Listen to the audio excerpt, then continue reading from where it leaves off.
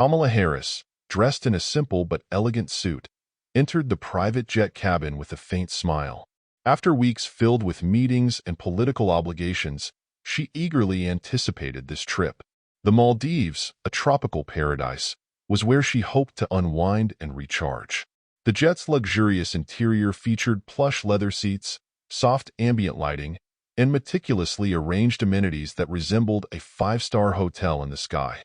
Kamala placed her bag in the overhead compartment and settled into her seat, savoring a rare moment free from political demands. A flight attendant with neatly tied blonde hair, Emily, entered the cabin and began greeting passengers warmly. However, when her eyes landed on Kamala, her demeanor shifted. The warm smile faded, replaced by an expression harder to decipher. Kamala, with her sharp instincts, noticed the change immediately.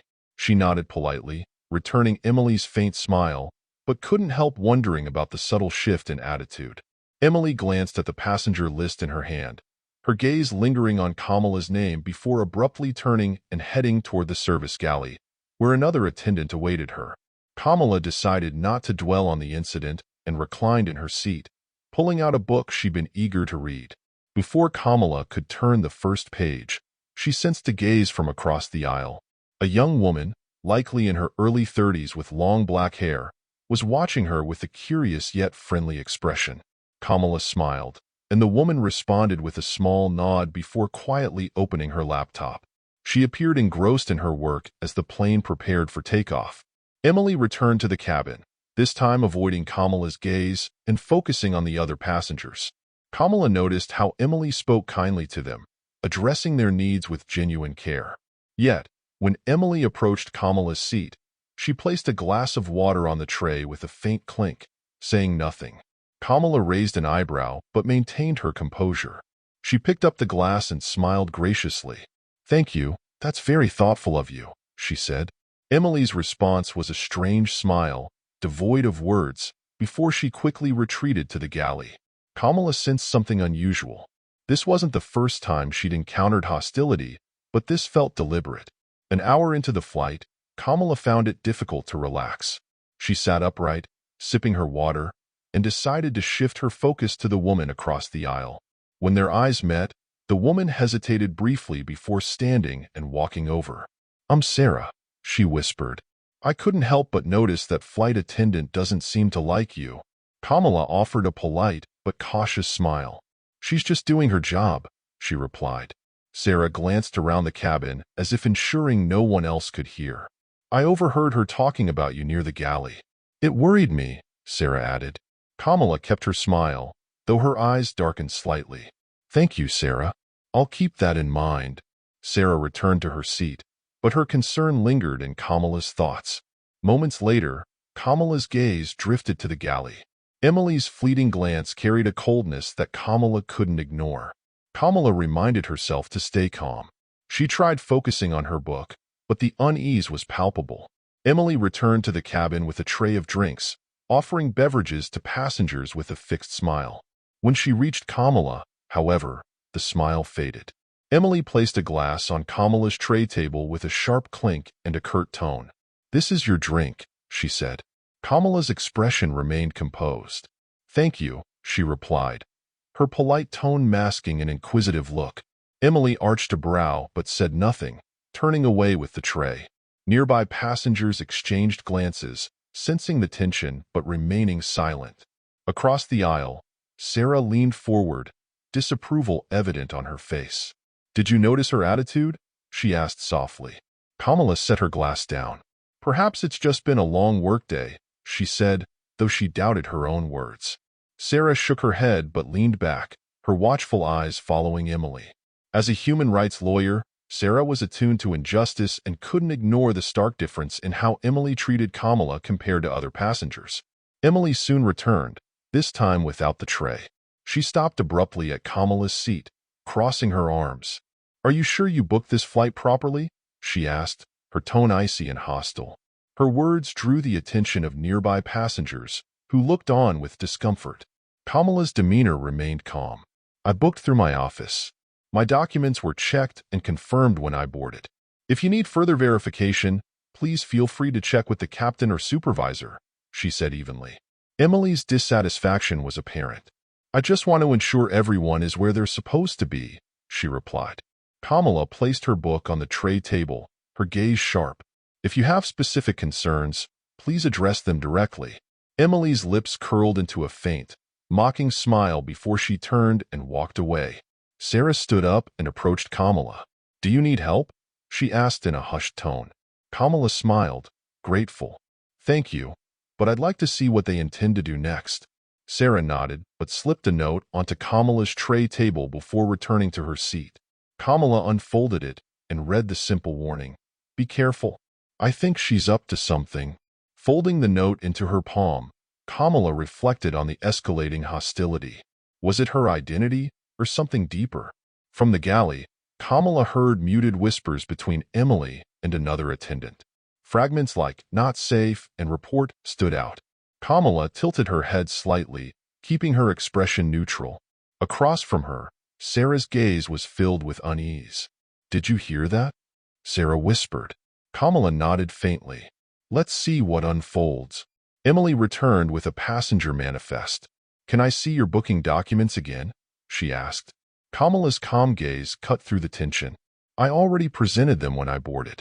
If there's an issue, address it with the captain or supervisor. Emily hesitated, thrown off by Kamala's composure. We just want to ensure safety is our top priority, she said. Kamala's voice remained steady. I assure you, I'm no threat to this flight. Emily offered no reply, turning and leaving behind a charged silence. Passengers exchanged uneasy glances. Sarah leaned toward Kamala. Something's not right, she murmured. Kamala nodded, but said nothing. She placed her book on her lap and watched the galley door. She knew the ordeal wasn't over. As the flight continued, Kamala felt the cabin's weighty atmosphere pressing on her. Whispers of Sarah's warnings and Emily's behavior hinted at a brewing confrontation. What should have been a peaceful journey now felt like the beginning of an unexpected battle, with her opponent cloaked in shadow. Kamala maintained her composure as turbulence caused the glass on her tray to tremble. Deep down, she sensed something unusual. Emily's bold demeanor wasn't just unprofessional. It hinted at a deeper, more sinister intent. Emily stood before Kamala Harris, her expression stern and her voice clipped. I need to see your booking documents. It's a routine check. Nearby passengers glanced up from their seats, some with curiosity, others with unease. The atmosphere in the cabin shifted slightly, a current of tension weaving through the space. Kamala, poised and calm, set her book on the tray table and met Emily's gaze. I provided all necessary documents during boarding, she said, her tone steady but firm. If there's an issue, I can have my office verify everything with the airline. Emily's smile was thin and mocking. Oh, there's no need to involve your office. This is just a standard procedure to ensure everyone's safety, she said, her voice dropping to a stage whisper that carried to nearby passengers. I'm sure you understand. Not everyone is meant to be everywhere. A ripple of discomfort spread through the cabin. Passengers exchanged uneasy glances, some watching Kamala with a mix of curiosity and pity. Sarah, a lawyer seated nearby, leaned forward and tightened her grip on the armrest, her expression a blend of anger and resolve. She couldn't stay silent any longer. Miss, Sarah said, rising from her seat. Her voice was clear, strong, and unwavering. This is not standard procedure. This is outright discrimination, and you have no authority to treat her this way. Emily's eyes narrowed as she turned to Sarah.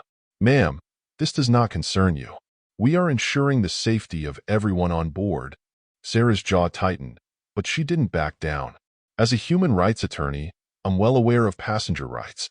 What you're doing is not only unjust, but also damaging to the reputation of this airline.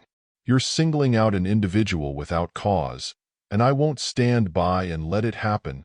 Emily's smirk faltered slightly, but she turned and walked briskly toward the galley without another word. The cabin fell into a tense silence, broken only by the voice of the pilot over the intercom. Ladies and gentlemen, due to unforeseen technical reasons, we will be making an emergency landing at a nearby airport. Please remain calm and follow the crew's instructions. Kamala's eyes narrowed. The timing of the announcement felt far too coincidental. She exchanged a glance with Sarah, who offered a small nod of reassurance. The lawyer's resolve was clear. She wasn't about to let this go unanswered. When Emily reappeared, her demeanor had hardened further. She marched directly to Kamala, her hostility now fully exposed. "Mrs. Harris, you need to pack your belongings. Upon landing, you will disembark immediately." A shocked hush fell over the cabin. Passengers stared at Emily in disbelief, the blatant unfairness of her words hanging heavy in the air. Sarah shot to her feet again, her voice ringing out with indignation. "You have no grounds to force her off this plane. This is an abuse of power, and I will not stay silent." Emily's face darkened, and she pointed a finger at Sarah. "You need to sit down. This is none of your business." Sarah stepped closer, her eyes blazing with determination. "It is everyone's business when someone is being mistreated. Your actions are discriminatory and unacceptable. This isn't just about Kamala. It's about every passenger here." Murmurs of agreement spread among the passengers. An older man near the front spoke up. "She's right. No one here feels unsafe." "You're overstepping, Mississippi." Emily's confidence wavered, but she remained firm in her decision. When the plane landed at a small, isolated airport, Kamala was forced to gather her belongings and leave. Emily stood by the door, her cold gaze tracking Kamala as she disembarked. Though no other passengers intervened, their silent support followed Kamala down the aisle. On the tarmac, Kamala paused to take a steadying breath. Sarah hurried to her side, her expression resolute. "I'll testify for you," Sarah said. "They can't get away with this." Kamala offered a small, grateful smile. "Thank you. I won't let this go unanswered." As the plane taxied away, Kamala stood alone, her suitcase in hand. The small airport was eerily quiet, its emptiness amplifying her sense of isolation. But within her, a quiet determination burned. This wasn't over. Kamala's eyes scanned her surroundings. The desolate scene was unsettling. An old administrative building stood a short distance away, its cracked walls and dusty windows a testament to neglect. Dragging her suitcase behind her, she made her way toward it, each step echoing against the silent tarmac. Inside, the building was as abandoned as it looked. Worn-out chairs and scattered papers littered the space, and a heavy stillness filled the air. Kamala's eyes landed on a phone perched on the reception desk. She lifted the receiver, hoping for a connection, but was met only with static. With a sigh, Kamala replaced the receiver and sat down, her hands resting on her suitcase. She pulled out her cell phone, only to see the same disheartening message: no service. Whether the lack of signal was due to the remote location or something more deliberate, Kamala couldn't be sure. All she knew was that she needed a plan. As the sun dipped below the horizon, Kamala decided she couldn't stay at the airport overnight. The area felt unsecured, and the encroaching darkness only heightened her unease. Grabbing her suitcase, she stepped outside and spotted a narrow path leading away from the tarmac. With no other options, she began walking. The path wound through a dense forest, the shadows of the trees stretching long and foreboding. Kamala's flashlight illuminated the trail, but every rustle of leaves and snap of twigs set her on edge. She quickened her pace, the sense of being watched prickling at her nerves. After what felt like an eternity, a faint light appeared in the distance.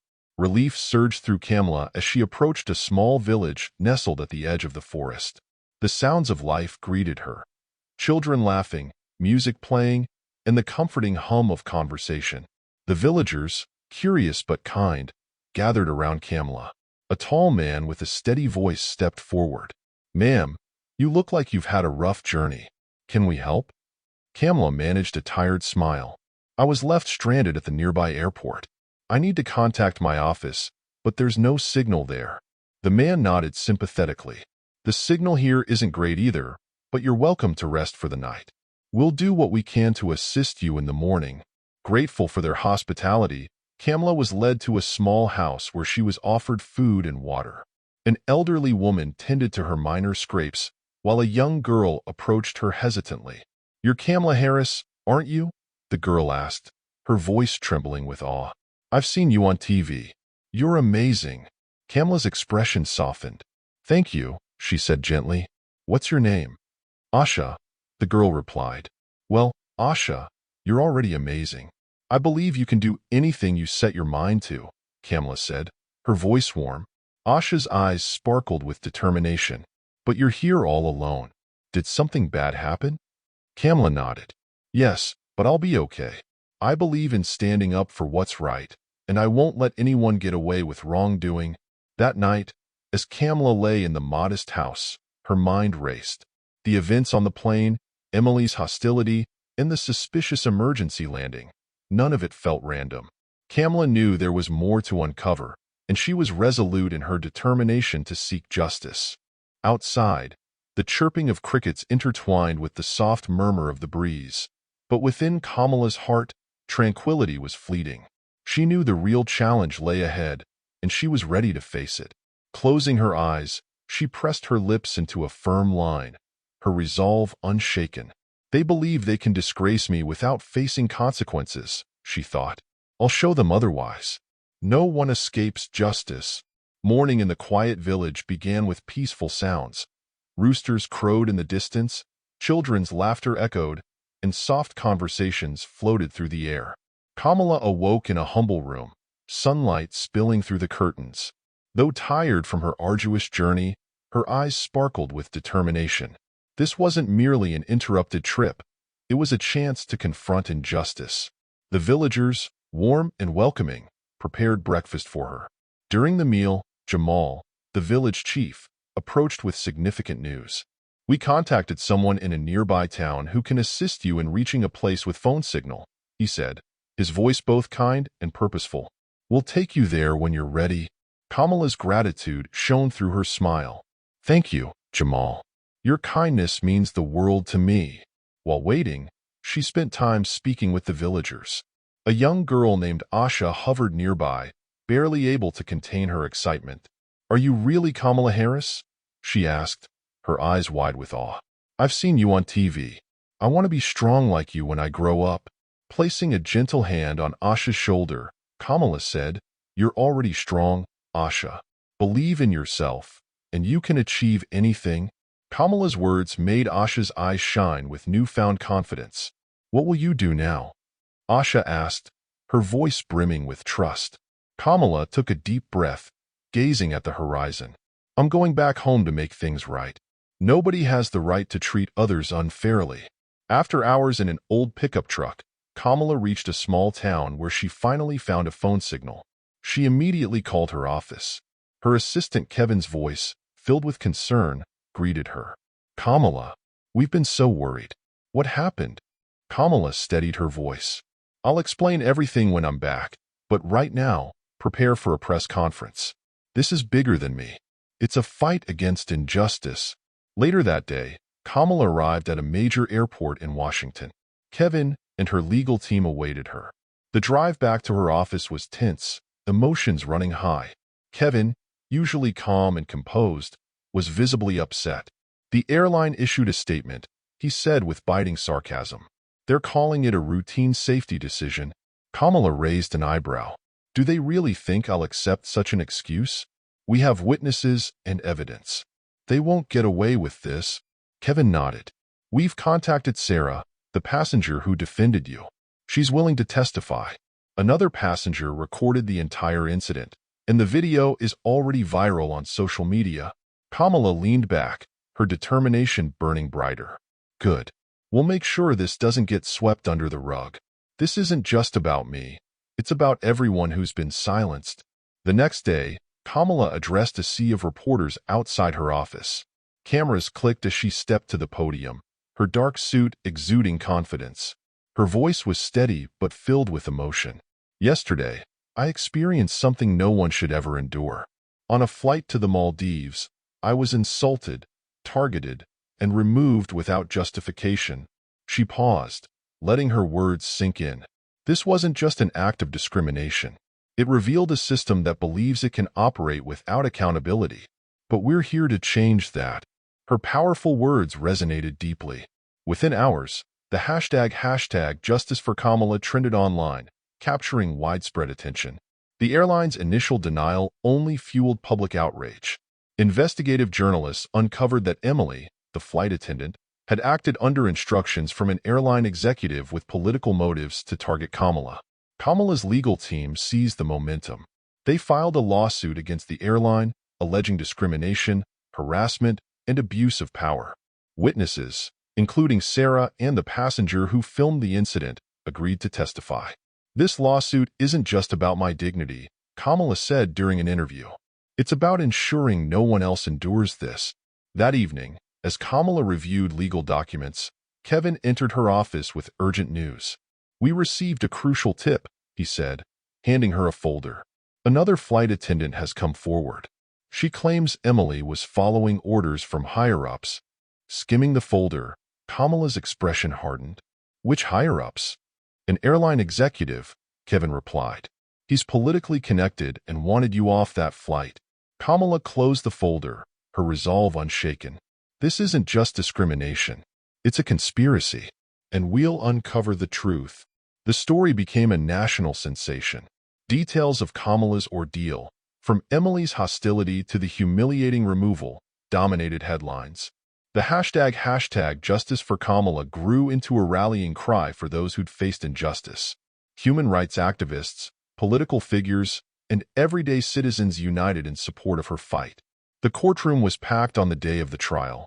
Outside, supporters held signs reading, "Justice for Kamala" and "End discrimination."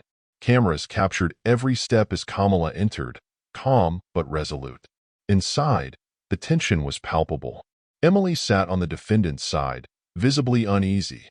The airline's legal team, seasoned but under intense scrutiny, prepared their defense. On Kamala's side, her attorneys were meticulous, ready for every argument. The lead attorney, a respected human rights advocate, began her statement. "Your Honor, this case isn't just about restoring my client's dignity. It's about rejecting unacceptable behavior in our society. Mrs. Harris was humiliated on a flight, an act that reflects systemic issues we must address." The first piece of evidence was a video showing Emily's discriminatory actions. As it played, the courtroom fell silent. Emily's voice echoed clearly, "You don't belong here." The airline's defense crumbled as witnesses took the stand. Sarah, the passenger who defended Kamala, recounted Emily's behavior in vivid detail. "She had no valid reason to remove Mrs. Harris," Sarah testified. "It was blatant discrimination." Another passenger, who recorded the video, corroborated Sarah's account. "Mrs. Harris wasn't a threat. The flight attendant acted without justification," he said. The turning point came when another flight attendant testified. Initially hesitant, she chose to speak out after the incident gained attention. "I heard the executive's order through the internal system," she said, her voice trembling. "He instructed us to handle Mrs. Harris. Emily was following instructions." The courtroom buzzed with shock. This testimony revealed the incident as a deliberate plan rather than an isolated act.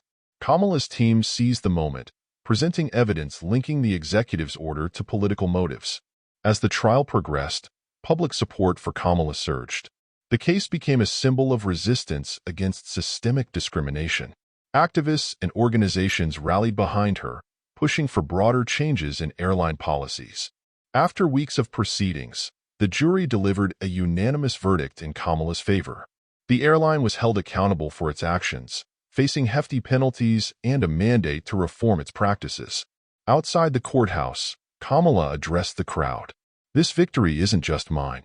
It's for everyone who's been silenced, ignored, or mistreated. Together, we've shown that justice can prevail." As she looked out at the sea of supporters, Kamala felt a renewed sense of purpose. This wasn't the end of her fight. It was the beginning of a larger movement for equality and accountability. The truth, once buried, now shone brightly for all to see. Kamala's legal team persisted in presenting evidence, which included internal emails from the airline. These emails revealed conversations among executives, showing they had spoken with Emily before the flight. The language in the emails strongly suggested Kamala was unwelcome and that efforts should be made to remove her. In her closing statement, Kamala's lawyer stood tall, her voice unwavering as it filled the courtroom. "This case is not just about my client's dignity," she declared. It's about ensuring that no one abuses their power to harm others. We must make it clear that injustice, no matter how small, will never be tolerated. After days of testimony, the jury took only a few hours to decide. They found Emily and the airline guilty of discrimination, harassment, and abuse of authority. The airline was fined heavily and required to implement extensive reforms in employee training. Emily was immediately dismissed, and the executives involved were placed under further investigation. As Kamala exited the courthouse, she was greeted by a large crowd of supporters. Cheers erupted, and signs reading, "Justice has prevailed," were held high. Standing at a podium, her gaze steady and her voice firm, she addressed the crowd. "Today, justice has triumphed," she said, "but our fight doesn't end here. This is a call to action for all of us to confront injustice wherever it exists." The crowd's cheers echoed, marking a moment that would be remembered for years to come. Kamala's victory became more than just a personal triumph. It inspired millions worldwide. Her story was shared across news outlets, in articles, and on television programs. Yet, Kamala understood that this was only the start. She didn't want her win to be just a defense of her dignity. She wanted it to ignite broader change. Soon after the trial concluded, Kamala convened a meeting with her team in a spacious conference room. Standing before a whiteboard, she addressed her colleagues, including Kevin, the legal team, and her longtime advisors. "This victory is a critical step," she began, her voice filled with determination. "But if we stop here, it will only be a single story. We must use this momentum to drive change not only in aviation but in every corner of society." Kevin nodded in agreement. "We've drafted policy proposals. We can collaborate with lawmakers to push for stronger anti-discrimination laws in the service industry, especially aviation. Establishing clear reporting mechanisms and passenger protections should be a priority." "Absolutely," Kamala said, "but we also need to educate the public about their rights. Many people face mistreatment without knowing how to stand up for themselves. This is an opportunity to reshape perceptions." Another advisor, Linda, chimed in, "We could create an online platform where individuals can share their experiences and seek legal assistance." Kamala nodded. "Excellent idea. Let's make it a reality." As Kamala's story continued to resonate, she appeared on a popular television program a week after the trial. Viewers tuned in eagerly to hear her thoughts on the landmark case. The host, a seasoned journalist, began, "Ms. Kamala Harris, your story has inspired millions. What are your reflections following this monumental victory?" Kamala sat upright, her gaze calm but piercing. "This victory isn't just mine," she said. "It belongs to everyone who has endured discrimination and felt silenced. It proves that when we stand up and fight, justice can prevail." The host followed up, "What do you believe is the biggest takeaway from this case?" Kamala's lips curved into a faint smile. Her voice was soft yet firm. "The most important lesson is this: no one has the right to make you feel less than you are. Everyone deserves fairness, no matter who they are or where they come from." In the days that followed, Kamala's office was inundated with thousands of messages. People shared their stories of facing discrimination and finding hope in her journey.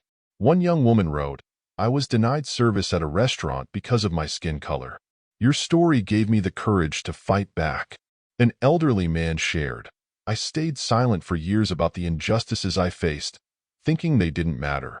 But you reminded me that every voice counts." Deeply moved by these messages, Kamala felt a renewed sense of purpose. Determined to create lasting change, she founded a nonprofit organization called Justice for All. The organization aimed to protect the rights of those facing discrimination, educate the public, advocate for equitable policies, and provide legal aid to victims of injustice. At the launch event for Justice for All, Kamala stood before a packed auditorium filled with supporters. Her voice echoed through the room as she said, "Justice for All isn't just an organization. It's a promise that we will not abandon the vulnerable. Together, we will fight for a society where everyone is treated with respect." Her speech was met with thunderous applause, and many in the audience were moved to tears. Meanwhile, the airline at the center of the controversy faced mounting public pressure. Following the court's decision, they issued a formal apology to Kamala and announced sweeping reforms. Several executives were removed, and new anti-discrimination training programs were introduced. Other airlines also began revising their policies to avoid similar scrutiny. One evening, as Kamala worked late in her office, she received a video call from Asha, a young girl from the village where Kamala had once been abandoned. Asha's face lit up the screen, her eyes sparkling with determination. "Miss Kamala," she said, "I've decided what I want to do. I want to be a lawyer, just like you, to help people who are treated unfairly." Kamala's heart swelled with pride. "You can do it, Asha. I believe in you, and I'll be here to support you every step of the way." Later that night, as Kamala sat alone in her office, sipping tea and gazing at the city lights, she reflected on her journey. Her victory had become more than a personal milestone. It was a beacon of hope for countless others. "They thought I would back down," she mused, her eyes fixed on the horizon. "But this is just the beginning."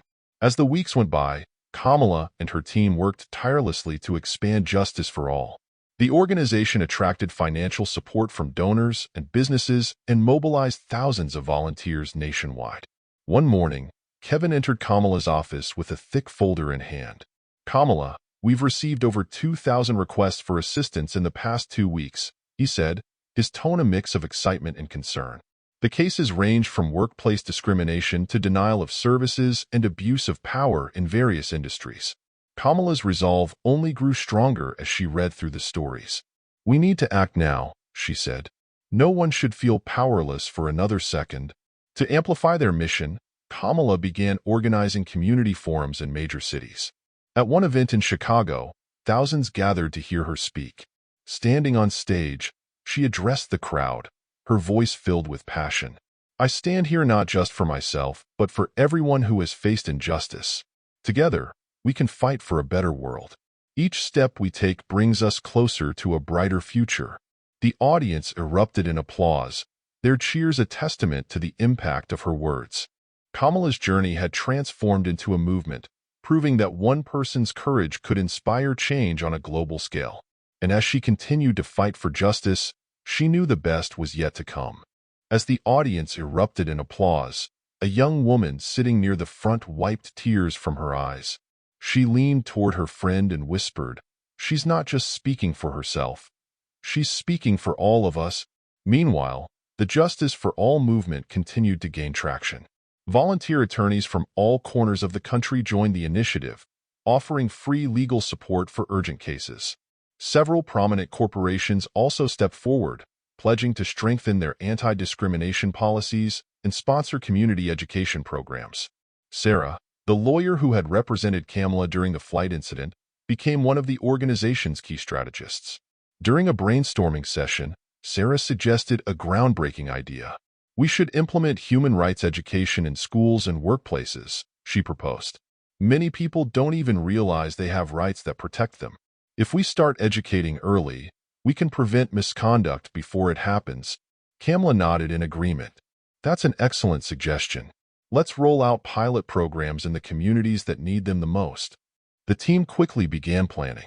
On the legislative front, Kamala was invited to contribute as an advisor to a new bill called the Comprehensive Fairness Act. This legislation aimed to address discrimination in service industries, secure rights for marginalized communities, and impose strict penalties for abuse of authority. During a discussion with lawmakers, Kamala emphasized, "We need a system that not only safeguards people but actively promotes equality. No one should live in fear simply because they're different. Let's ensure this bill becomes a tool for real change." One day, Kamala received an email from a young woman in India. The message read, "Dear Miss Kamala, your story changed my life. I used to feel too weak to speak up after being denied a job just because I'm a woman. But after learning about you, I found the courage to fight back. Today, I'm working in the position I was once denied. Thank you for giving me hope." As Kamala read those heartfelt words, her emotions surged. Stories like these reminded her that, although the journey was difficult, each step brought hope and progress. At an event celebrating inspirational women, Kamala received the Justice Trailblazer Award. As she accepted it, she addressed the audience. "This award is not just for me. It's for everyone who has found their voice despite fear. I promise to keep fighting, not just for myself, but for all of us. The audience rose in a standing ovation, creating an unforgettable moment of unity and inspiration. Late one evening, Kamala stood on the balcony of her office, gazing at the city lights twinkling in the distance. Although much had been accomplished, she knew the work was far from over. "We've come so far," she thought, "but the road ahead is even longer. I'm ready to keep going." Over time, Kamala Harris and the Justice for All movement became a beacon of hope, inspiring justice campaigns across the globe. Her story was translated into multiple languages and featured in international media outlets, from major newspapers to online platforms. Kamala understood that this attention was both an honor and a responsibility. One morning, as Kamala met with her team at their Washington office, Kevin walked in holding a letter. His excitement was palpable. "Kamala," he said, "we've received an invitation from the United Nations. They want you to speak at this year's Global Human Rights Summit." The room fell silent for a moment before erupting in applause. Kamala closed her eyes briefly, absorbing the significance of the moment. "This is a tremendous opportunity," she said. "We're not just representing those who've faced injustice. We're here to drive global change." A month later, Kamala stood on stage at the Global Human Rights Summit in Geneva. The auditorium was packed with leaders, activists, scholars, and representatives from hundreds of nations. As the spotlight illuminated her face, she began, "Ladies and gentlemen, my story is not unique. I am one of millions who have faced injustice. I was fortunate enough to fight back and reclaim justice. Today, I'm here to speak for those who cannot." She continued passionately, "Injustice knows no borders. Discrimination, abuse of power, and emotional violence are universal issues. Our mission is not only to heal but to prevent. To achieve that, we must act now." Kamala's speech received a standing ovation. Many leaders approached her afterward, eager to collaborate on global initiatives to advance human rights. Following the summit, Kamala didn't stop with speeches. She partnered with international organizations, joined advisory councils, and launched projects in numerous countries. One of her most ambitious undertakings was the creation of the Global Justice Network. This platform connected human rights organizations worldwide, enabling them to share resources, experiences, and strategies. At a meeting in Nairobi, Kamala met Asha, a young woman from the village where Kamala had once been left behind. Now a lawyer for a Kenyan NGO, Asha's eyes sparkled with admiration. "Miss Kamala," she said, "you inspired me to find my voice. Thank you for showing us what's possible." Kamala gently placed a hand on Asha's shoulder and said, "No, Asha, you're the one who stood up and made a difference. You're proof that we can change the world if we dare to dream and act." In the months that followed, Justice for All expanded its programs. Community centers were established across the U.S., offering free legal counseling and hosting human rights workshops. Their most significant accomplishment was the passage of the Comprehensive Justice Act. This landmark legislation safeguarded citizens from discrimination in workplaces and service industries. At the White House signing ceremony, Kamala stood beside the president, pride swelling within her as she witnessed the culmination of relentless effort. "This victory," she said during her speech, "isn't just for those who faced injustice. It's a declaration that we, as a society, will not tolerate inequality in any form." Soon after, Kamala published a book titled Light in the Darkness. It chronicled her journey and highlighted lessons learned from others' experiences. The book became a global sensation, not just as her personal story but as a rallying call for those who felt powerless in the face of injustice. One evening, as Kamala sat in her office, she sorted through documents for new projects and emails from international colleagues. Among them was a handwritten letter from a 10-year-old girl in Brazil. The letter read, "Dear Miss Kamala, I want to be like you. I want to help people feel respected and loved." Holding the letter, Kamala felt her heart swell with warmth and determination. She knew her journey was far from over. There was still so much work to be done, and she was ready to keep fighting. Stepping out onto her balcony, the cool night breeze brushed through her hair as she looked up at the starry sky. "This isn't just my story," she thought. "It's our story, and I won't stop until justice reaches everyone, everywhere." Kamala Harris's journey serves as a powerful reminder that monumental change often begins with small actions, speaking up, taking the first step, and persevering despite the odds. Justice isn't automatic. It's achieved through courage, persistence, and unity. Each of us has the ability to make a difference, no matter how small. If this story resonates with you, share it as a positive message in your community. Don't forget to subscribe to the channel for more inspiring stories and updates on the ongoing fight for justice. Together, we can turn today's small steps into a brighter future for everyone.